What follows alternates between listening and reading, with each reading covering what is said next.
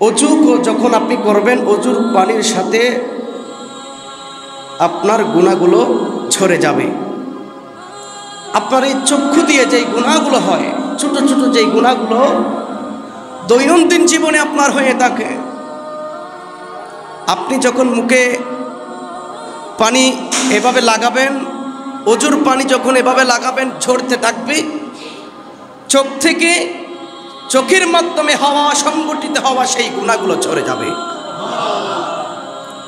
এবং এই মুখ দিয়ে যেই ছোট ছোট গুনাহগুলো আমরা করে থাকি, মুখের মাধ্যমে সংগঠিত গুনাহগুলো আমরা যখন কুলি করি, গড়গড়া করি, ওই গলির পানির মাধ্যমে আল্লাহ রব্বুল আলামিন আপনার ওই গুনাহগুলোকে ছড়িয়ে দেয়।